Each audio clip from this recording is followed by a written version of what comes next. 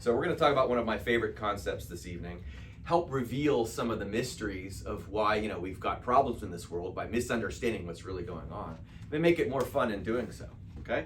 One of the goals is we're going to clear up what it means to be a bridegroom and what it means to be a bride, and what masculine and feminine really mean, things like that.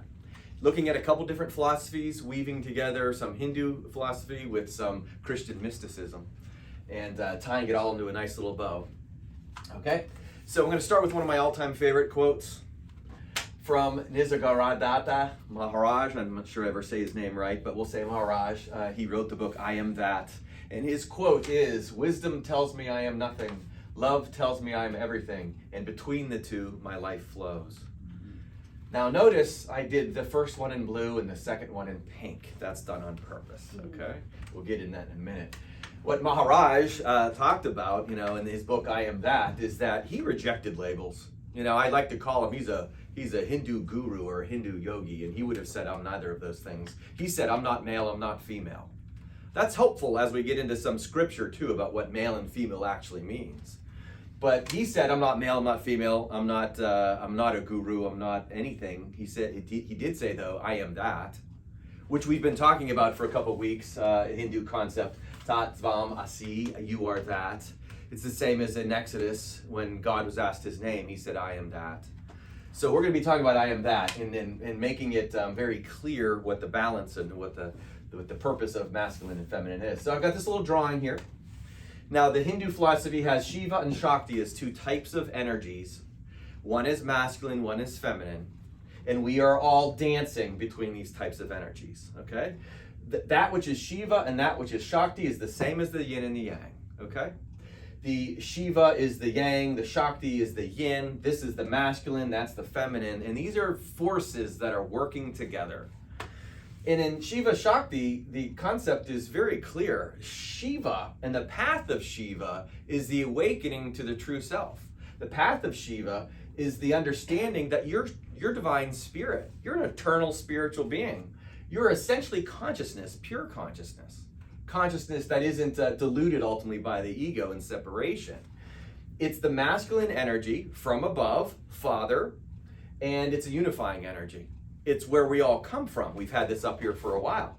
And what samadhi is, and the nature of bringing all of us together. Samadhi, in Buddhism, the idea of the sameness of things, right? Which is what we all are. We see the differences all the time, because that's down here in Shakti, which we'll talk about in a second. But Shiva, the masculine force, comes from the above. It is God the Father. It's why we call God He. That's it. It's masculine for a specific reason, because it gives of itself into form.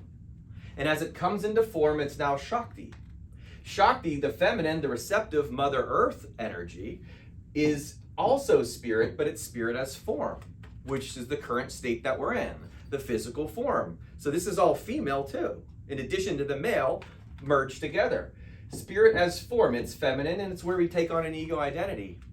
And I love the idea of the dancing between the two, because all of us who are stuck down here, especially if we're suffering and we want to try to find our way out, especially using something like spirituality, we can take the Shiva path or the Shakti path, which I love. You'll see in a minute how it evolves and it turns you into who you truly are, but in a much more celebratory way and not as difficult as we all think.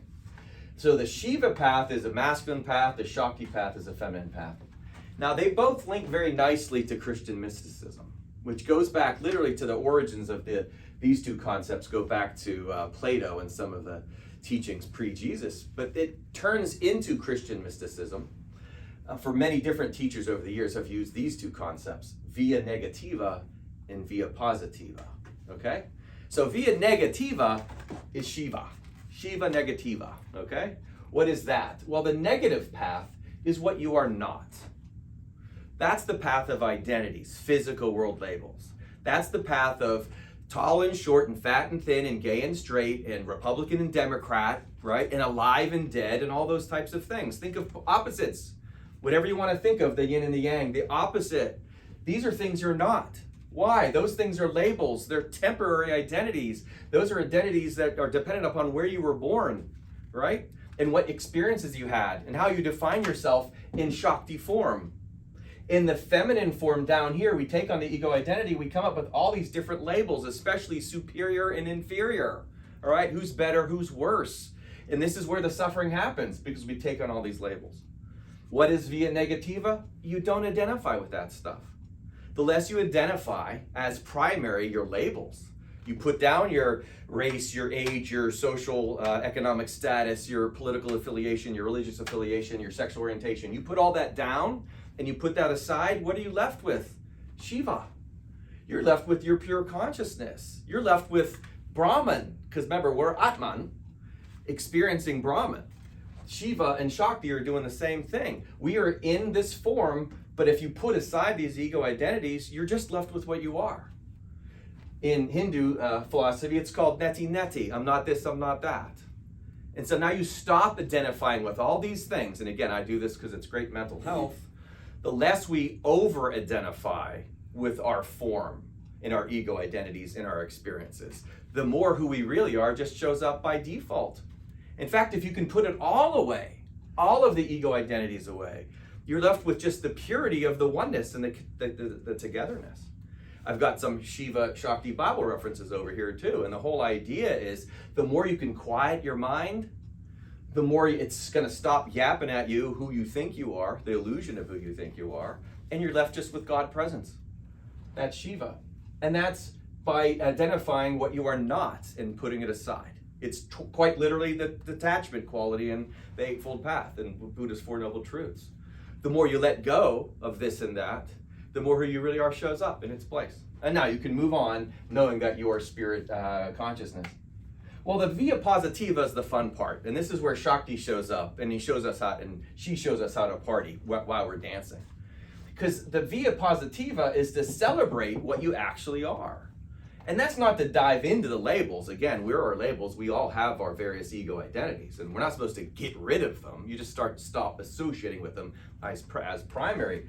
Well, the via positiva is an affirmation of ultimate being through creation, beauty, emotion, and relationship. It's a celebration of Shiva in Shakti form. It's a celebration of all the beautiful aspects of what's going on here, right? It's a celebration of the joy of creation. You know, it is music, it's art, it's good food, it's creating whatever we want down here on earth. It's what I like to call the art project. You know, in first grade, you go to school and they give you some, finger painting and you can do some drawings, and that's fun. You take it home and mom puts it on the refrigerator and says, "Good job, honey." Well, from the Shiva Shakti perspective, we all come into form, take on the lower self, all of us do, and now we have a chance to party. Now we have a chance to create. Now we have a chance to look at the world through the beauty, even though we have all the difficulties, okay? That's Shakti.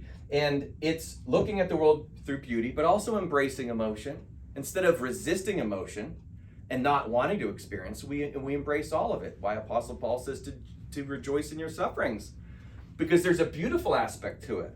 Through it all, as we're doing via negativa, which is to say, I'm not this, I'm not that, we can celebrate the experience of it, which helps you rise up. What are some of these emotions? I call them very Shaktian, which is in 1 Corinthians 13, which starts with, if you speak in the tongue of men and angels and you have not love, you're a noisy gong and a clanging cymbal.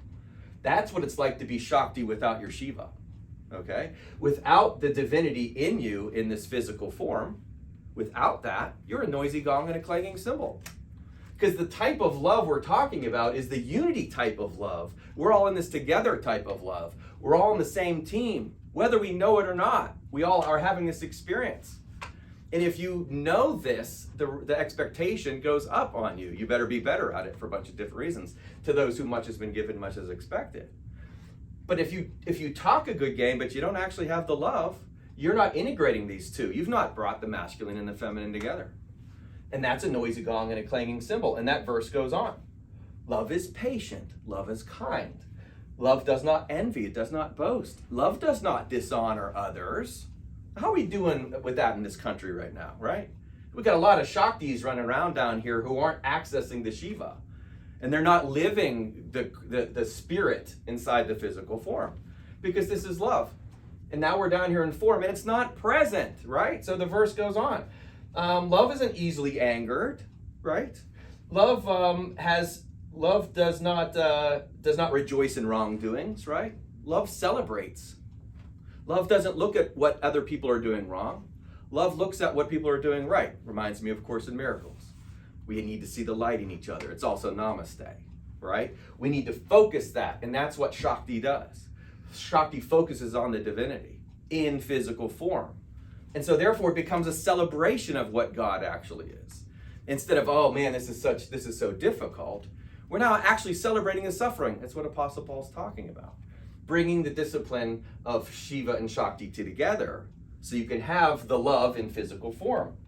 And of course, celebrating this inside our relationships. It's the point. It's why we're down here as God, or as Atman, God in separate forms, so we can come together in unity and celebrate each other's divinity through diversity. That's an amazing trip that we're on.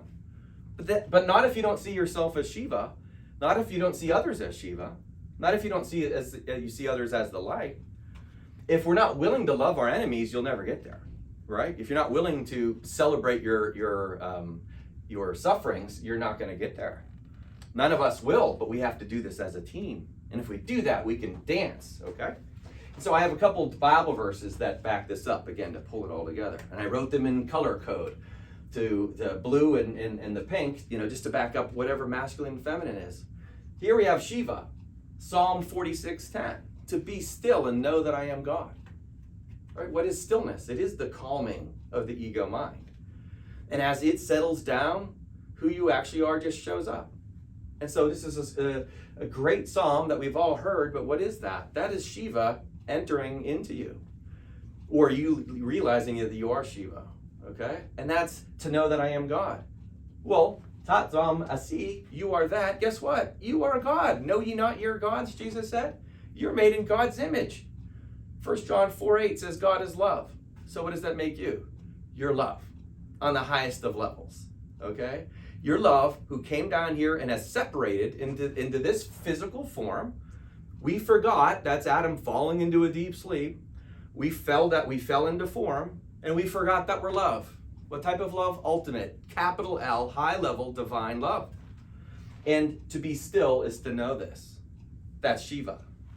Here's Shakti. You are clothed, this is Psalm 104, verses 1 and 2. You are clothed with splendor and majesty, covering yourself with light as with a garment. So yeah, I got a shirt on, that's a garment, but what's the ultimate garment? Your body. It's a garment of light. One of the Gnostic texts, Jesus says, we are light hidden within light. We come down here as Shiva. We are spirit form. Now we're Shakti. And if you marry the two, masculine into feminine, now you got it. That's the understanding that we're supposed to be celebrating divinity in physical form. That's the goal. Problem is, we come down here in ego form and we just start arguing with each other over our differences, not realizing a little piece of God was placed inside of all of us. And we're so convinced, because the ego or the devil is so strong, that we are right to agree to disagree with each other. We think we're right about that, but we have forgotten who we really are. We are clothed, ultimately, with splendor and majesty. That is Shiva in the Shakti form. So we have, tying it all together, an Apostle Paul teaching.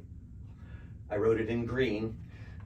The two shall become one flesh. We hear this at many weddings, okay? The two shall become one flesh. You know what they're referring to? It's literally referring to Shiva and Shakti, except for, Apostle Paul wasn't thinking of it that way. He was thinking of it as masculine and feminine. And if you don't believe me, look what he says next. The two shall become one flesh. That's not man and woman. It's not what it's talking about. And it's fine that they read that at weddings. But it's talking about the upper force into the lower force. The two shall become one flesh. This mystery, see, why would he use the word mystery there? Isn't that obvious? Men and woman have to get together. Well, that's not, because not talking about man and woman. The two shall become one flesh. This mystery is profound. Well, this is what the mystery is about. Can you bring your spirit form into your physical form? That's masculine into feminine. Can you marry the two? If you marry the two, now we've got what bridegroom means and what bride means, okay? It's not about boys and girls. It's about the two halves of yourself. It's about your higher self and your lower self marrying each other, okay? The two shall become one flesh. This is profound. Then he says, it refers to Christ and the church. Fascinating. Well, guess what Christ is? That's not Jesus' last name, okay? Christ is what he was. Christ is what happens when you're anointed with the Spirit in physical form. That's to be Christ. That's the bridegroom. We all have access to that. Everyone does, and all the world's religions all point to it one way or another. We all have access to the Christ. That's the bridegroom. So each of us has a bridegroom. And what's the church? It's the physical world experience where we worship ultimately this, and we celebrate it. You don't have to make it a building. Where's your temple after all? Right there, okay? So we have a celebration of the masculine, the bridegroom, into the feminine, which is the church, which is your experience down here. And if you marry the two, now we've got what the actual meaning's about. Mystery solved, ultimately, right? Now it's a lot more fun to come down here and celebrate with each other as opposed to argue. This culture, American culture, is fairly young, not up to speed on all this stuff just yet, okay? And since we're arguing with each other, we're suffering a lot more. But each of us individually have a chance to marry the bridegroom and the bride. That's why all the teachings point out, even Jesus, don't worry about the speck in your neighbor's eye when you have a log in your own. Go find your bridegroom. It's the same as mine. It's God consciousness. It's Brahman, right? I'm down here in Atman form, connected to my divinity just as you are. Go find it. As you find it, what happens? When men and women get together physically, they have a chance to create a baby. That's not what this is about. When you marry your masculine and your feminine, what do you release? What comes off of you? Spirit, okay? That's called love. It goes through you in physical form. And then what do you do with that love? You have a chance to give it to others. It's the ultimate of the marriage of what masculine and feminine truly is. And it really should be a lot more fun than what we're doing.